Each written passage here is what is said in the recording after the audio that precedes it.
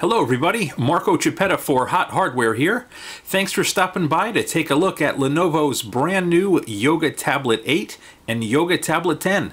We've got both models right in front of you here. What do you say we dive in and take a little closer look? As you can see, the Lenovo Yoga Tablet 8 and Yoga Tablet 10 look virtually identical. Aesthetically, there are no differences. Physically, the only difference is screen size. The larger unit is obviously the 10-inch machine. The smaller one is the 8-inch machine. And both of the devices have the same specs as well. They're powered by a MediaTek 8125 quad-core SoC running at 1.2 gigahertz. They have 1 gig of DDR2 memory, 16 gigs of internal storage, though it can be expanded with a micro SD card. They have support for 802.11b, G, and N Wi-Fi, along with Bluetooth 4.0, and they run Android 4.2 out of the box. Since the Yoga Tablet 8 and Yoga Tablet 10 look so similar, we're going to use the smaller of the two devices to give you a quick tour. It'll just be easier to move the smaller device on camera. So on the front here is a 1.6 megapixel camera. It's probably really tough to see on video, but trust us, it's back there.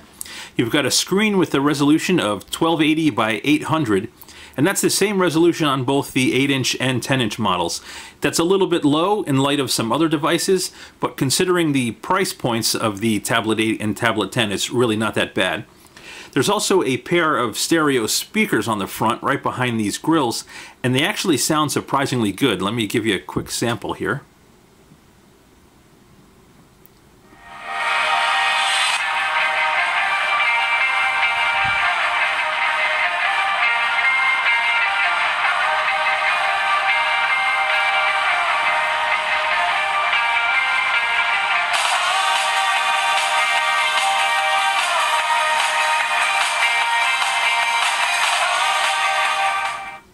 Not bad at all, especially considering how small they are.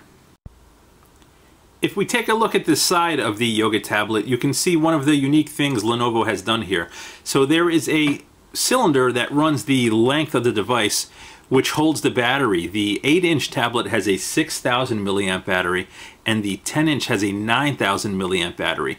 They're claiming 18 hours of battery life on the devices. Though I haven't tested it yet, I haven't had them for 18 hours. But here on the left-hand side, you can see the power button and the micro USB charging port. And let me flip it around. And on the other side, we have a 3.5 millimeter headphone jack, a microphone hole right there, not sure you can see it, and the volume rocker.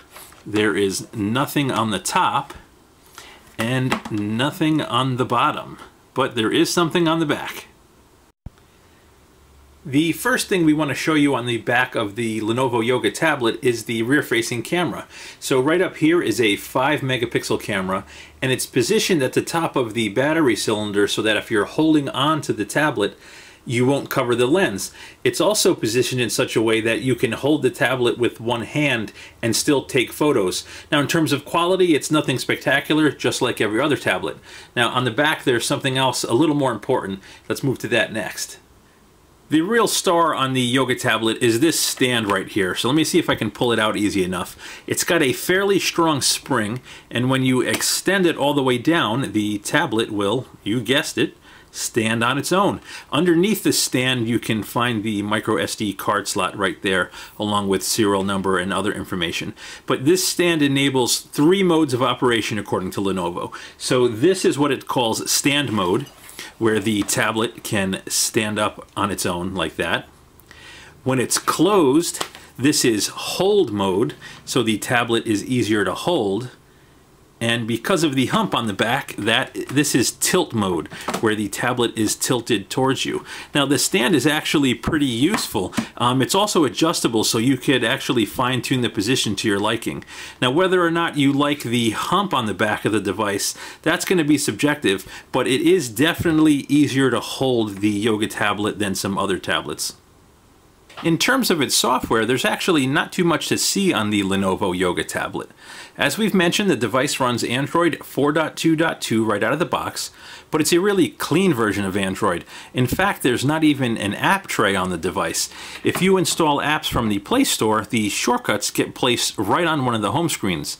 And if you go delete one of those shortcuts, it will actually uninstall the app. So this isn't ideal in our opinion, but you can always install a third-party launcher from the Play Store if you want to customize things. Now there is one piece of custom software on here that we want to show you called the Smart Bar.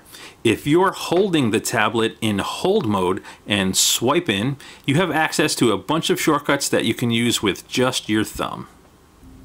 Considering the fact that the Lenovo Yoga tablet has only 1 gig of RAM and a 1.2 gigahertz SoC, performance is surprisingly good.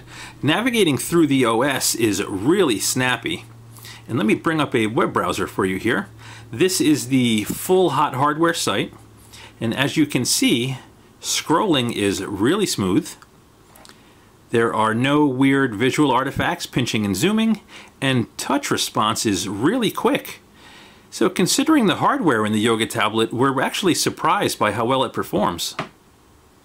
The Lenovo Yoga Tablet 8 is priced at $249, the Yoga Tablet 10 at $299. If you want to learn more and check out a full slew of benchmarks, come by HotHardware.com and check out the full review. It'll be posted shortly.